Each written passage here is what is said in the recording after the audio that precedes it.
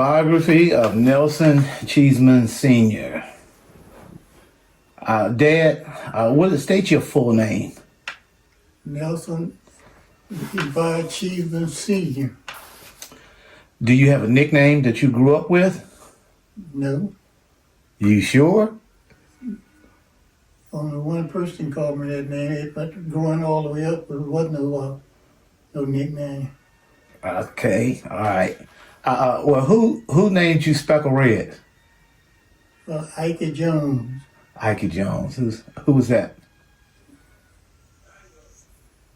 He was a part of the family line. He's I don't know how they connected. Okay. When and where were you born? White County, January 13, 1942. Oh, okay. When you were a child, what did you want to be when you grew up? A fireman. Fireman? Oh man, Dad, I didn't know that. I always thought you wanted to go in the military at one time. That's the first time I hear you want to be a fireman. When you was born, until you got of age, where was the first place that you lived? Tallafield Road. Oh, okay. The old house, the big house. What were your favorite hobbies? Well, I lived on Lula Carter Road till I was 3. We moved to Tallafield Road at the age of 3. Oh, okay. Where's Lula? You said Lula Farrow? Lula Carter Road. And where's that at? It's about a quarter of a mile down from Tallafield Road. Oh, okay. Is it still there? But Lula Carter Road? Yes. Yeah. Well, we're gonna have to take a trip down there. From there, where did you? From Tallafield Road, where did you live after that? On Redditch Road. I lived both places back and forth. Okay. When did you move to Old Newsom Park? 1960. Okay. What was your favorite hobbies growing up? Fishing. Man. Well, what was your favorite travel destination as a child? Going to Baltimore to see my sister Mary. Okay. When did you first marry? When I first married, Yes. June the 16th, 1962. Okay. And what was your spouse's name? Meredith Fullwood. My mother.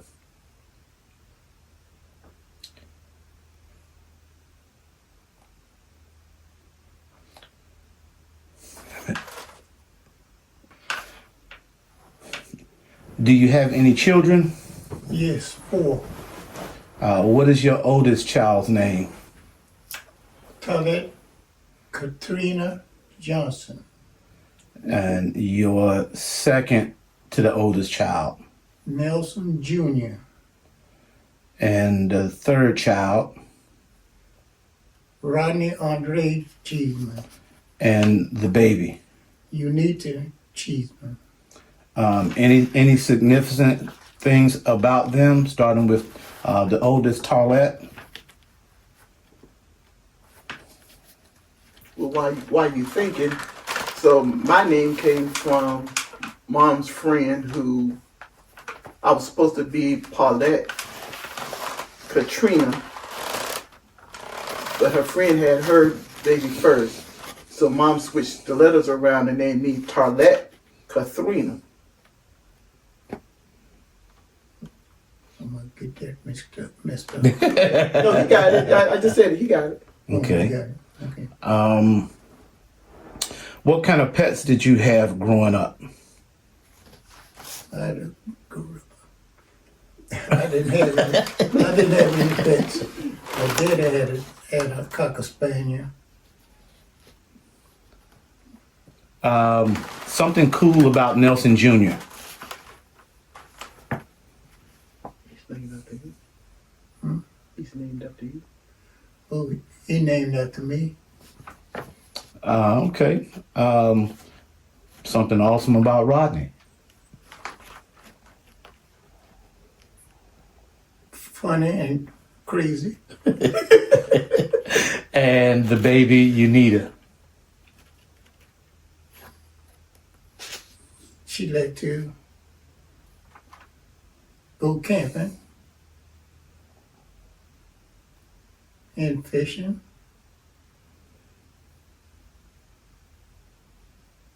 Okay, all right. Are you a sports fan? And if so, what's your favorite sport? Football, Dallas Cowboys. We can edit that part out. Okay. What causes are you passionate about? You know, things of life, work, family, church, cars. Family. Did you do any volunteer work growing up? No. What is a interesting fact about you as a child, teenager? Just an average teenager growing up, nothing special. Just had a lot of cousins and stuff. We played big with, stuff like that. Because they won't know where to go during our time of coming out. What elementary school did you go to? I went to Reservoir Elementary School and then to Carver Elementary. Carver, it was Carver High School. All of them was in the same building, the elementary and high school. So in your class, were you in the classroom with just third graders, or did you have first, second, and third grade, fourth grade?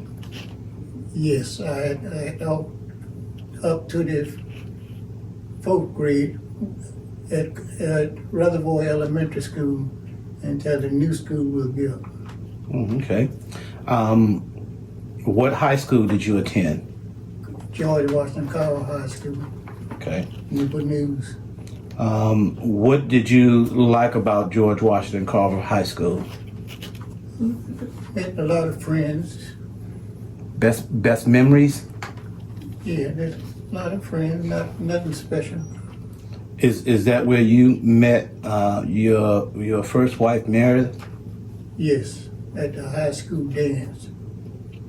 Oh, okay. How did you guys meet? You guys.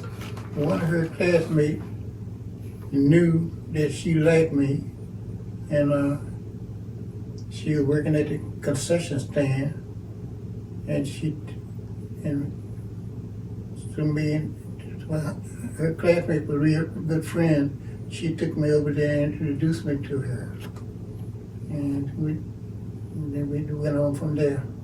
Oh, okay. Being that she liked you, what sparked your interest in her? Well, I was always real quiet, and shy, so she talked enough for both of us. I can understand that. That's understandable. Did you attend college? No, Did you win any awards or recognitions during your education? no, Did you do any continuous education, certification classes and stuff like that after high school? no. What were some of your extracurricular activities during your education? None. None? No? Did you skip school any? No. Okay. All right. How did you get to school? Mainly, did you ride a bus? Did someone take you guys? Did you guys walk?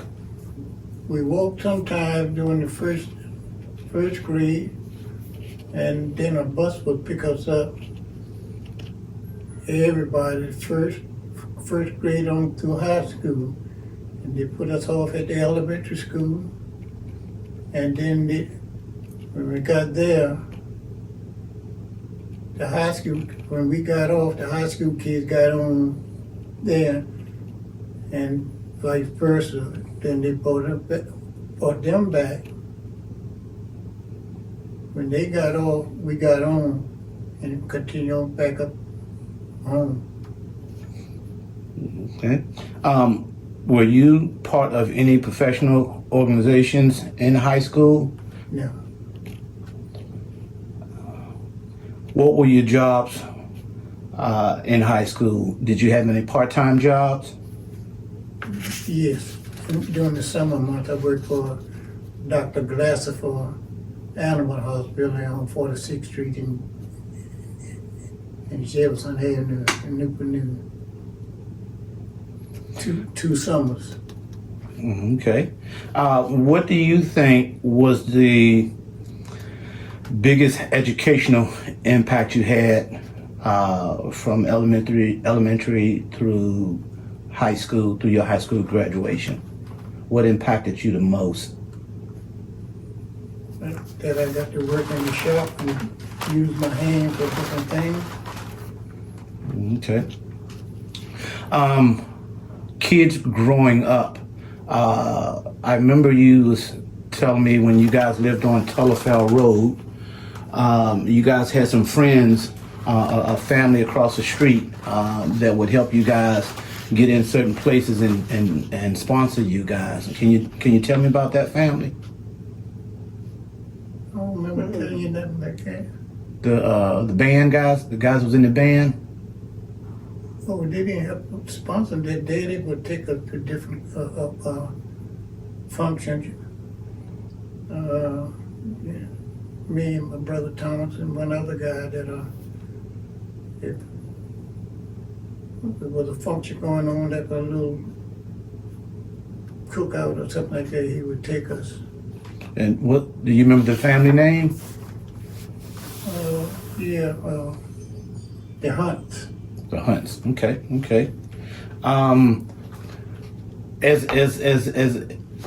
As your son, I remember Tullifell Road more than anything growing up. So one of my questions about Tullifell Road, what was one of the biggest impacts that Tullifell Road had in your life? Well, we could make a little money. Me and my brother, we had 3 houses we could go to. We cut the grass and dip the floors in there. They had hardwood floors. We wax them with the bowling alley wax and buff them out by hand. And we were more outgoing, working and what we say, more liked by most people on top of the road, because we was always respectful for a yes sir and no ma'am and stuff like that. So they liked that. So we always had a few dollars in our pocket, not much, but it was a start.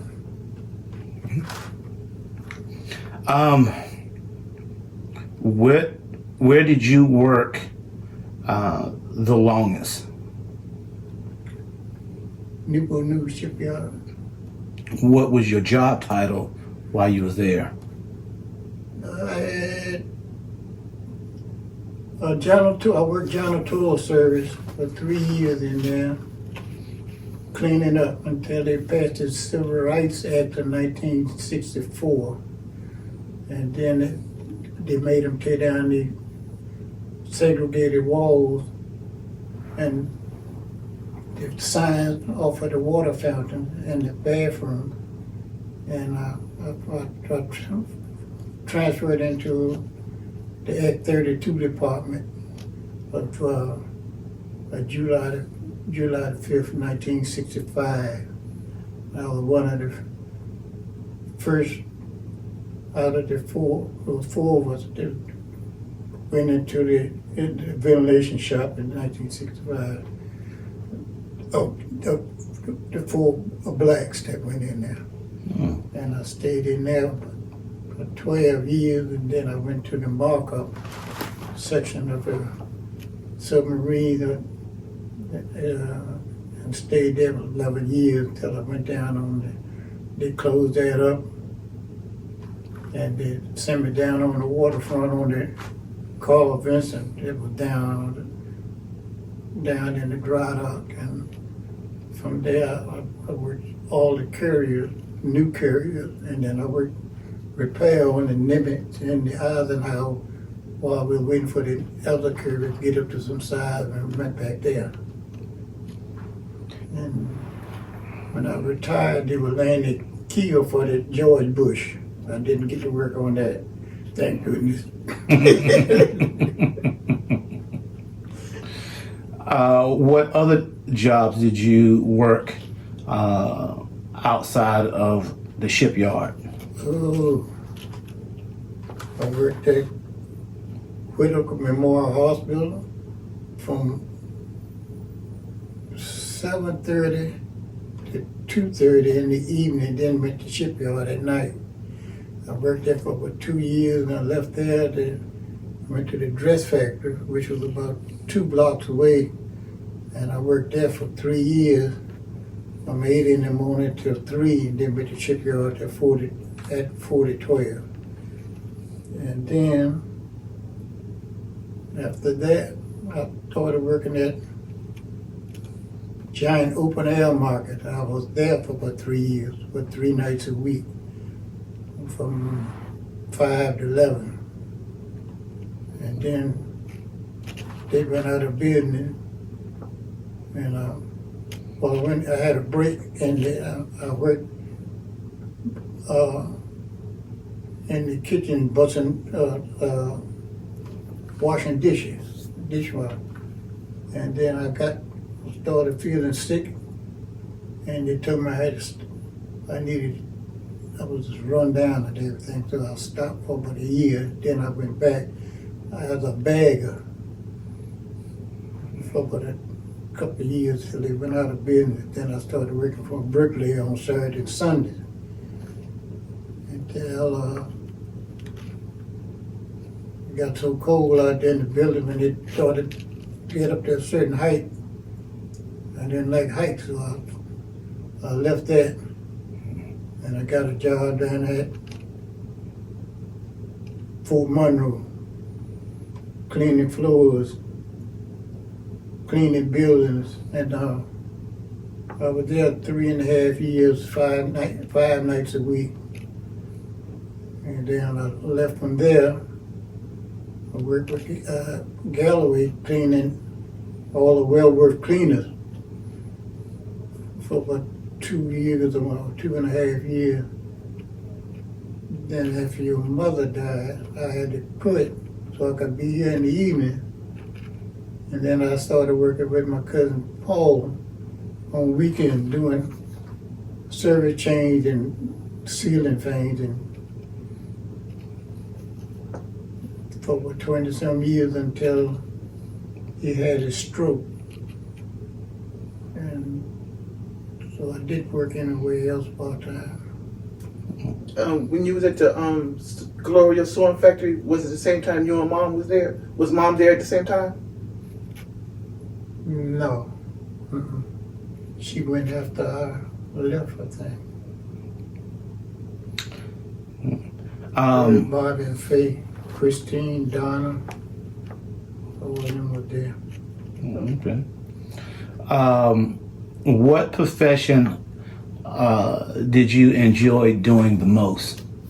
You know, from shipyard to part-time jobs, which one did you enjoy the most? I didn't enjoy no job. I just had 4 mouths to feed. But the shipyard wasn't too bad. You know, you had meet a lot of guys and friends, you know, then pass the day when you're working. But you dry roast in the summer and you freeze to death in the winter.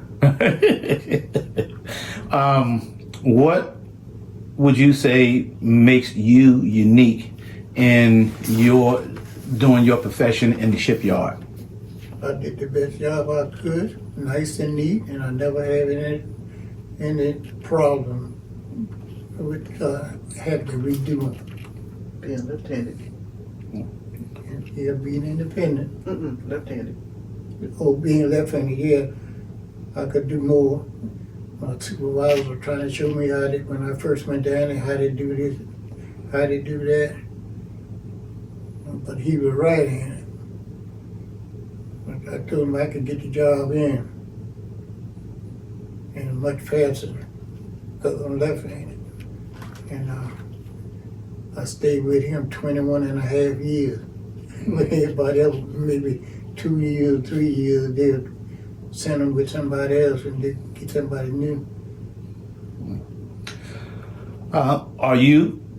Were you or are you still involved in any professional organizations? No, but one, the Masonic order. But I don't go down on the East End. Can't drive no how and I can't do have staying up to do certain things in there. So they retired me on Okay. What did you like most about the Masonic organization?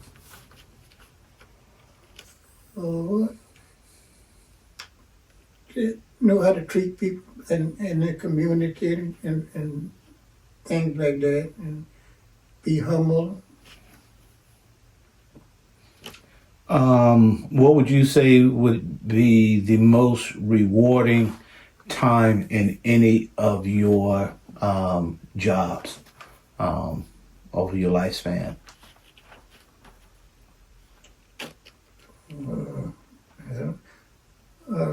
When the shipyard opened up the 401k plan, but I wish they had started when I first went in there. I could have had a whole bunch of money. I was in the late 40s or 50s when they opened it up, and so I couldn't save as much. What is a valuable lesson that you've learned in your careers, doing your career of working? Treat people like you want them to treat you, and stay out. Just don't let them know all your business. Just do your work and come on out there. If you could give your younger person career advice, what would it be? Be a millionaire. Set yourself to be a bee. That's good. Okay. What are the best skills you bring? What are the best skills you think you brought to your career? Best skills I can think of, working with my hands. They showed me how to do it one time. I catch on pretty good, and I can do a pretty good job with my hands. Well, being that you are retired, what do you think would be keys to a professional, successful life? Just relax. Take care of my business and leave everybody else's alone. What do you think? What do you think would be your most favorite thing to always talk about in your career, from work, from the shipyard, washing dishes, doing janitorial work? What would be the most favorite memory you would love to share with people? That I worked hard and I enjoyed working, and it was a living. I wouldn't advise to work 2 or 3 jobs like I did, but you can get a job that'll pay good, stay in school, learn a trade, and and do the best you can with whatever job you can and hold on to it until you can find something better. Just don't get up and quit and you ain't got nothing to fall back on. Okay. Okay.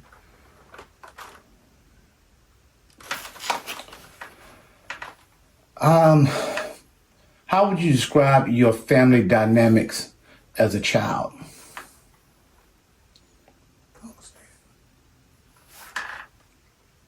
Okay, sorry about that.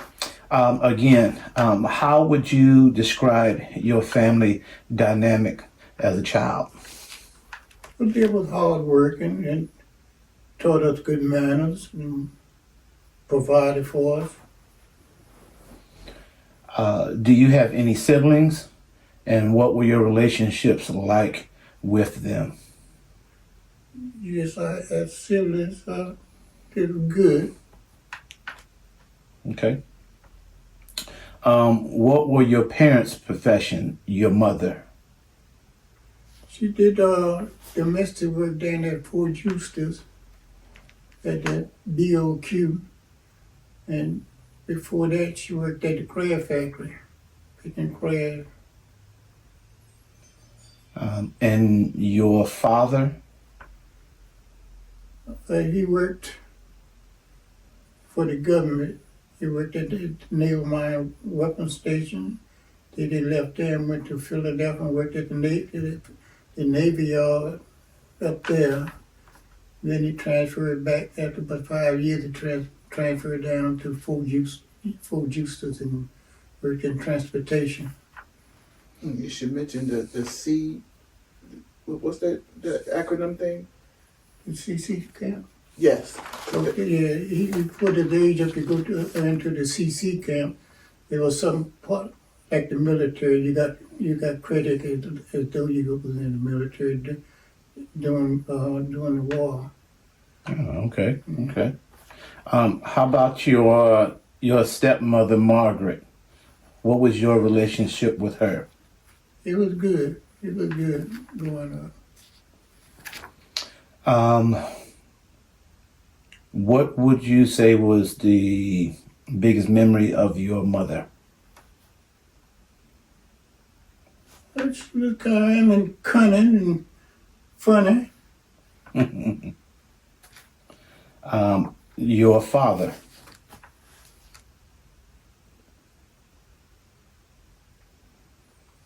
Just like any other father, trying to steer you in the right direction.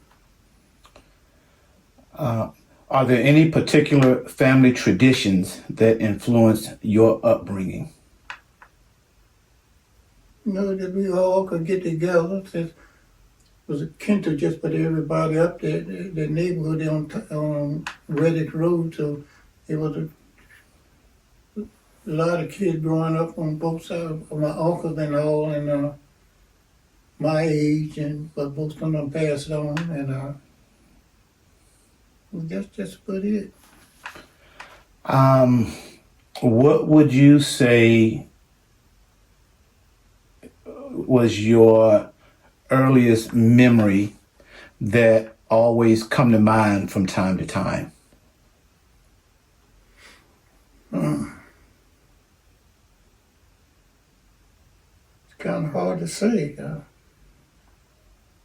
See, that growing up being with family members and the fish fries that they had maybe once a month at somebody's house there to raise money. Okay. How did your family celebrate the holidays when you were a child and a child teenager? Well, Christmas we always celebrate. Me and my brother would always go down in the woods and find a Christmas tree down there and bring it back to the house and put it up, and then we all decorated. You make your own utensils that goes on the Christmas tree, except the angel hair that you buy from the store. Okay. Who were your role models growing up within your family, and why? You anybody you was like, oh, he's cool. I want to be like Cousin David, or he does this, he does that, or who was your role model growing up? I would say my daddy, he was the best dressed one around there. Okay, all right. What was your favorite thing to do with your immediate family? We just sit around and talk, have a good time.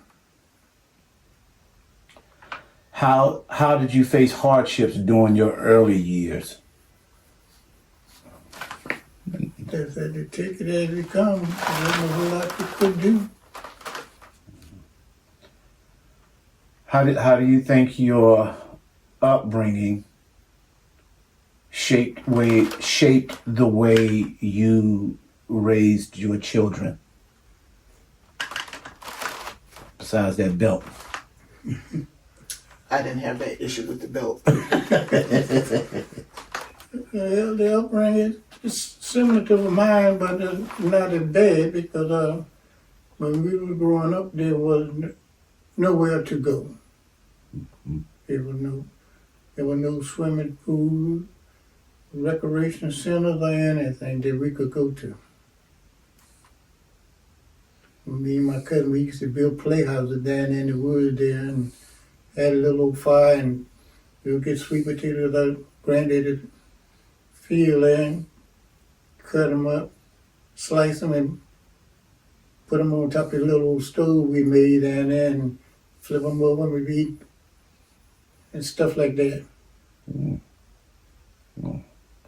Mm. Then we used to play on the soda pile. Nice down there, a little tall, and we would run and kind of slide down there when it was dry. Did you have a bicycle growing up? Skates? No, it wasn't, the street wasn't even paved then. There wasn't nowhere to skate at. Finally got a bicycle.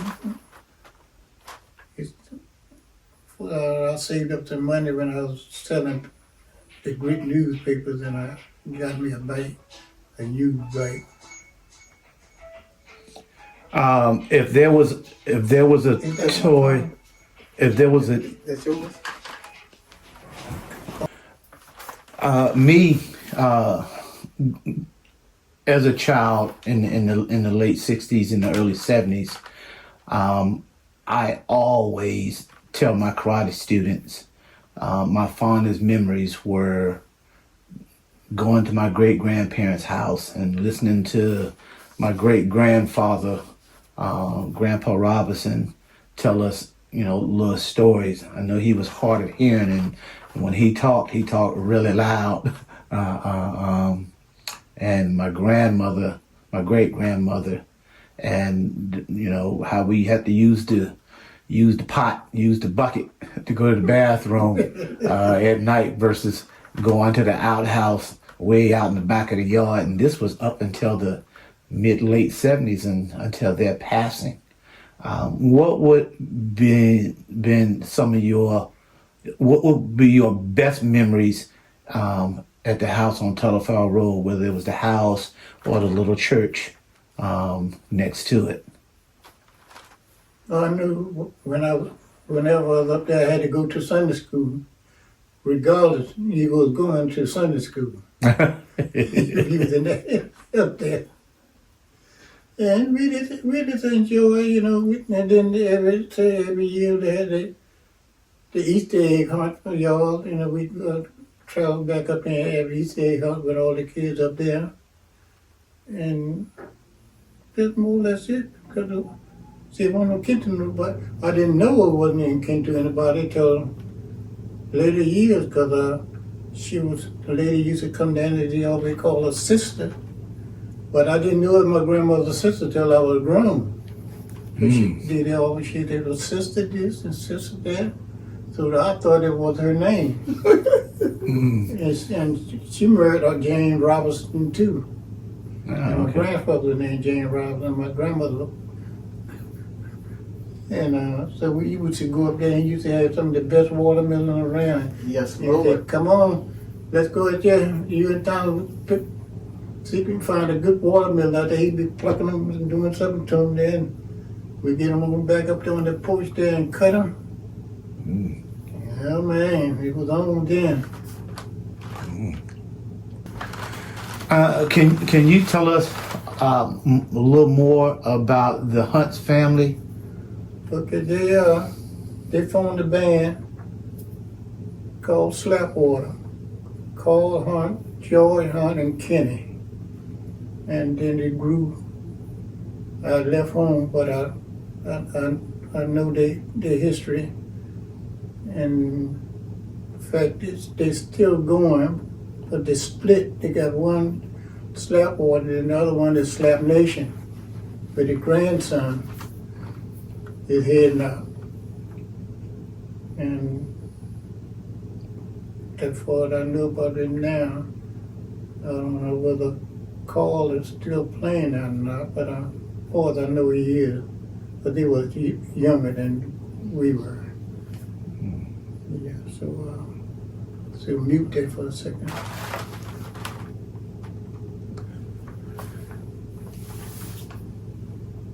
What is some historical moments that you can remember about Telefowl Road? Black baseball team. The black baseball team. Well, the regular team was over on Red Road, but we used to play the guys from Lackett, just be doing something during the summer months. They would walk from Lackett down at the Telefowl Road. We would go up to the recreation field that we call where the monkey balls was and swing and the old basketball rack was up. We went up on the other side and we played baseball during the summer month when we was up there. And did the same thing over on Telefowl Road with the guys from Shields Road and Rich Neck Road. They would walk through the woods in the evening and we would play baseball with all my cousins and things. And then we just chill out. A lot of nights we would play big whist, in the little shop there with a piccolo in it, till 1, 2 o'clock in the morning. And said that everybody was kin to somebody, and they didn't know where we was, where I was anyhow, there wasn't nowhere else to go nowhere. I know one time you talked about how they pretty much shut down James River Road when Martin Luther King was shot. It had the state troopers coming over on this side. No, that wasn't when Martin Luther King. That's when we was on strike. Okay. They shut down both sides of it. They had them stationed over there at the Armory over there in Suffolk somewhere. The guy out there, you could see him there, sound like airplane coming across James River Bridge. That's when they just had 2 lanes. So the one that's going to Suffolk, they shut that down. They were coming abreast. That's like they said the thing was, them state trooper cars was bouncing like that, and they got down to Washington Avenue, and they got out of them their police cruiser. They didn't have the black nightstick like the new police. They had the riot stick. They didn't tell you move but one time. You ain't moved, they'll bush you upside the head. But I wasn't down there. I was out over there in Norfolk or somewhere on the bread truck. We was out there collecting bread for to take over with. In fact, Dale was working up in there too, the way they fixed all the sandwiches and stuff to take to the people online. So during the strike, you was actually striking, but you was also helping to feed employees by running and getting bread. Yeah, it was a truck.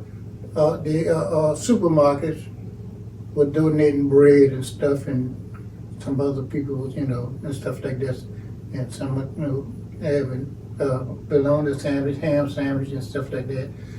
And they take to each person that was walking the picket line. So was the strike more for civil rights or for wage for black and white people?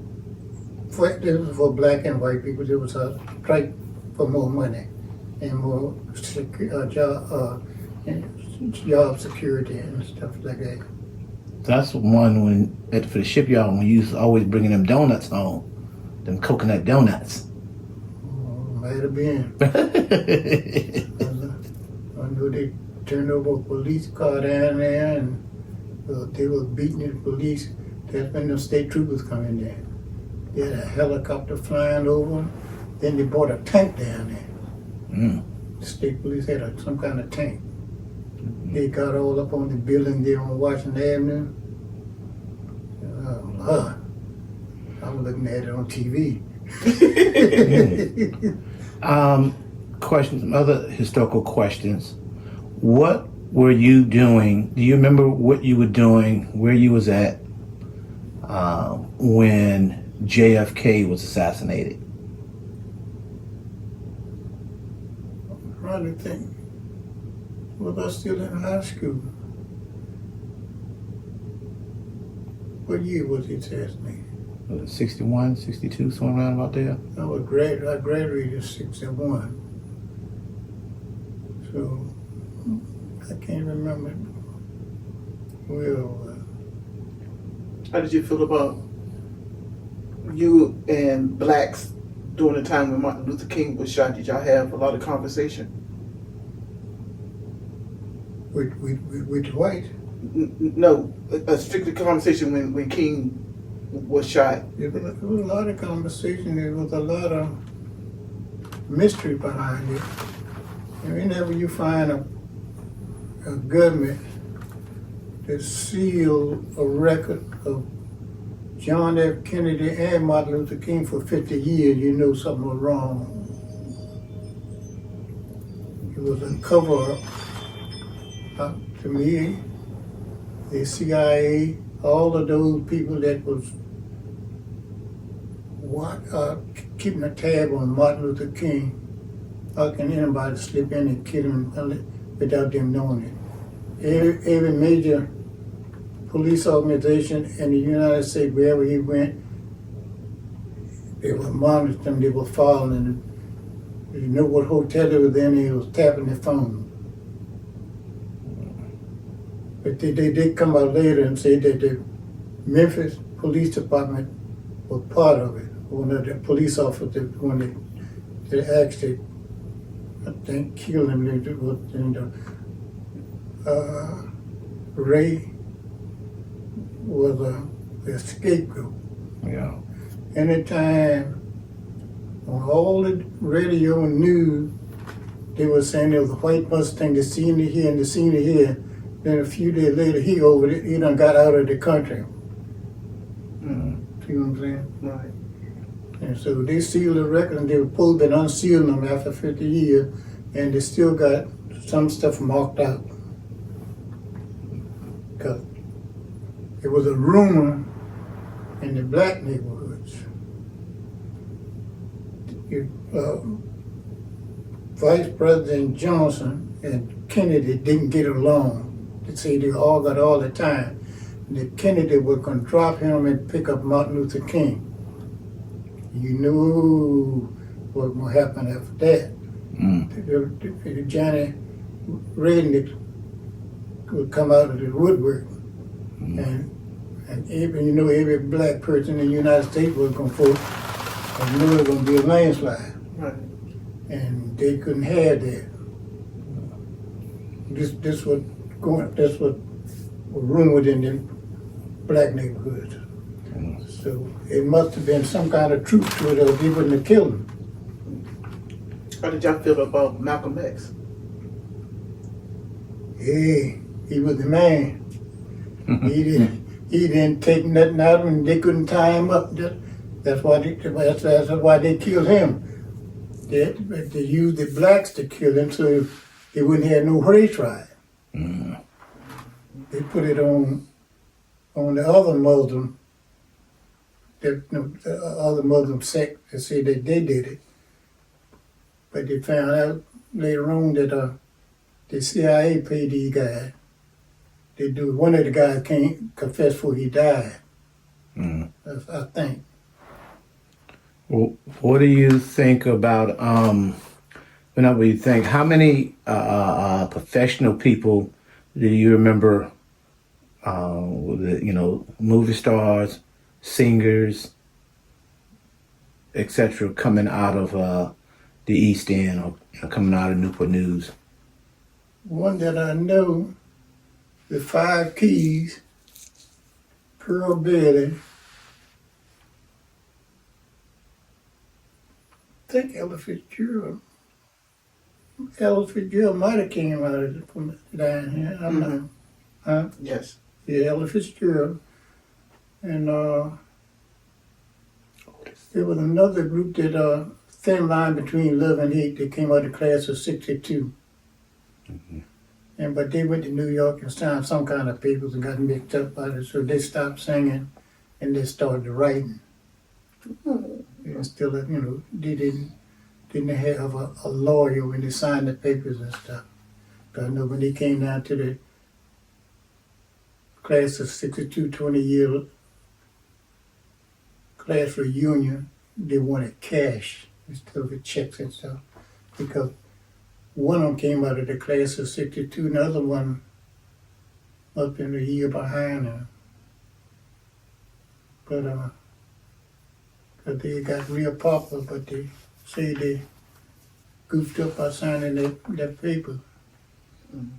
What are your memories of the lady from Hidden Figures, the mathematic lady? Oh, now.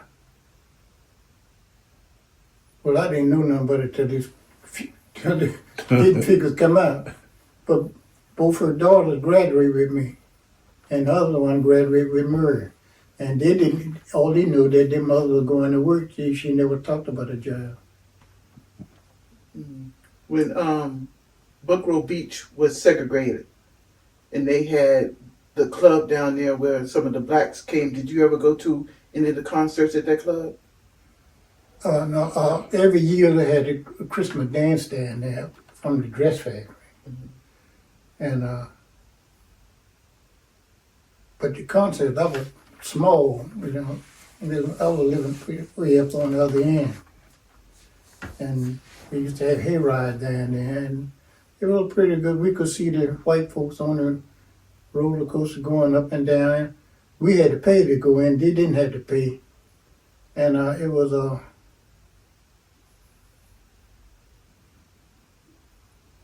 Buckrow Beach was the white side, Bay Shore was the black side. It was called Bay Shore. But they had a motel down there. Yeah. And everything when people came from out of town. Yeah, if I'm not mistaken, I think you told me one time when you was up on Taliaferro Road, y'all would gather together and get on a bus and y'all travel together to come down to Bayshore? Just the Sunday school run a bus down, and then they would run a bus to Seaview Beach. I think that's part of Virginia Beach that they took all of that with the blacks had over there. Seaview Beach. Seaview Beach is across the water on Virginia Beach side? Yeah. Okay. You had to look that up. You would take the ferry over to cross the water. There wasn't no bridge, going over that way. You get the ferry downtown Newport News, come straight down Jefferson Avenue, straight to the waterfront. That's where the ferry would take you across the water. Okay. So, Black Panther, how did y'all feel about the Black Panther? Did you know anybody that was part of the Black Panther or anything? Yeah. I knew a couple of guys. One of them was in the class of '62 with your mama, Lemon the Brew. In fact, they had a confrontation with the Newport News Police Department. The Newport News Police Department will line up on one side of the street and the Panthers on the other with the rifles on their back. They faced off, but I don't know, didn't nothing happen. They must have back down Down on Jefferson, Warwick, where did this all happen? down there on Jefferson. And that's where they had a riot. end? That's where they had a riot down on East End. East End. They blocked off Pembroke Avenue and 28th Street, so they couldn't get over town to burn the place down. So they burned half part of Jefferson Avenue down there. Some of those stores down there.